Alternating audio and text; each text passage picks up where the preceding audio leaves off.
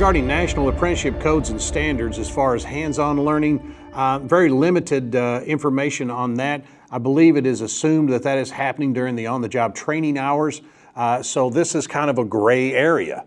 It is assumed that those type of learning experiences are being had, but oftentimes there's not enough guidance provided in the curriculum that is being used in the training that is happening in the classroom. So there's no veer off or advancement into the lab portion of it. There may be videos or maybe PowerPoints that attempt to explain it.